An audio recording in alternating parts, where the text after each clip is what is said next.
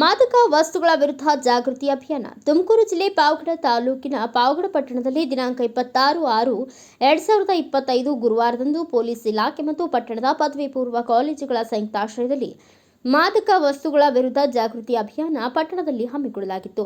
ಯುವ ಸಮೂಹ ಮತ್ತು ಸಾರ್ವಜನಿಕರು ಮಾದಕ ವಸ್ತುಗಳ ಬಳಕೆಯನ್ನ ಮರೆತು ತಮ್ಮ ಉಜ್ವಲ ಭವಿಷ್ಯವನ್ನ ರೂಪಿಸಿಕೊಳ್ಳಬೇಕು ಎಂದು ನಗರ ವೃತ್ತ ನಿರೀಕ್ಷಕ ಸುರೇಶ್ ಕರೆ ನೀಡಿದರು. ಪಾವಗಡ ಪೊಲೀಸ್ ಇಲಾಖೆ ನಗರ ವೃತ್ತ ನಿರೀಕ್ಷಕ ಸುರೇಶ್ ಜಾಗೃತಿ ಅಭಿಯಾನಕ್ಕೆ ಭಾಗವಹಿಸಿ ಮಾತನಾಡಿದರು. ದೇಶದಲ್ಲಿ 130 ಕೋಟಿ ಜನ ಮಾದಕ ವಸ್ತುಗಳಿಗೆ ಬಲಿಯಾಗಿದ್ದಾರೆ ಎಂದು ವಿಶ್ವಸಂಸ್ಥೆಯ ಅಂಕಿ ಅಂಶಗಳಲ್ಲಿ ದಾಖಲಾಗಿದೆ. ಯುವ ಸಮೂಹ ದುಶ್ಚಟಕ್ಕೆ ದಾಸರಾಗದೆ ಉತ್ತಮ ಬದುಕನ್ನು ಕಟ್ಟಿಕೊಳ್ಳಲಿ ಎಂದು ತಿಳಿಸಿ ಹೇಳಿದರು.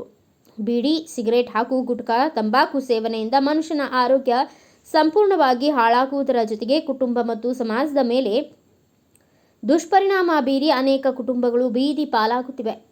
ತಂಬಾಕು ಉತ್ಪನ್ನಗಳ ಸೇವನೆಯಿಂದ ದೂರವಿರಬೇಕು. ಅಲ್ಲದೆ ಇತ್ತೀಚಿನ ದಿನಗಳಲ್ಲಿ ಶಾಲಾ ಕಾಲೇಜು ವಿದ್ಯಾರ್ಥಿಗಳು ಅರಿವಿಲ್ಲದೆ ದುಶ್ಚಟಗಳಿಗೆ ಬಲಿಯಾಗುತ್ತಿದ್ದಾರೆ.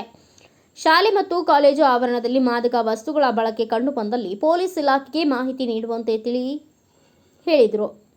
ಇದಕ್ಕೂ ಮುನ್ನ ಗುರುಭವನ ಮೈದಾನದಿಂದ ಜಾಗೃತಿ ಅಭಿಯಾನ ಜಾಥಾವು ಪಟ್ಟಣದ ಮುಖ್ಯ ರಸ್ತೆಗಳಲ್ಲಿ ಜಾಥಾ ನಡೆಸಿ ಶನಿ ಮಹಾತ್ಮ ವೃತ್ತದ ಬಳಿ ಮಾನವ ಸರಪಳಿ ನಿರ್ಮಿಸಿ ಜಾಗೃತಿ ಮೂಡಿಸಿದರು. ಈ ವೇಳೆ ಪಿಎಸ್ಐ ವಿಜಯಕುಮಾರ್, ರಾಮಕೃಷ್ಣಪ್ಪ, ಪೊಲೀಸ್ ಸಿಬ್ಬಂದಿಗಳಾದ ನಾಗೇಶ್, ದೀಪಕ್, ಪ್ರವೀಣ್ ಕುಮಾರ್, ನವೀನ್ ಕುಮಾರ್, ಶ್ರೀನಿವಾಸ್, ಮಾಳಪ್ಪ ಹಾಗೂ ಪದವಿ ಪೂರ್ವ ಕಾಲೇಜು ಉಪನ್ಯಾಸಕರುಗಳಾಗಿದ್ದ ಬೊಮ್ಮಣ್ಣ, ವೆಂಕಟರಮಣ, ಲಿಂಗರಾಜು, ಶ್ರೀನಿವಾಸ್, ನಂದೀಶ್, ಗಿರೀಶ್ ಸೇರಿದಂತೆ ಇನ್ನು ಅನೇಕರು ಉಪಸ್ಥಿತರಿದ್ದರು.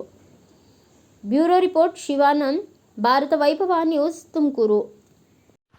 Thanks for watching. Read, discuss and debate with editor Dr. Yan Prashant Rao. Wanted reporters in print, digital and visual media for Bharat Vaibhav Daily Newspaper, BV News 5 Channel and BV Fast Web News from all the talukas of Karnataka, Goa and Maharashtra.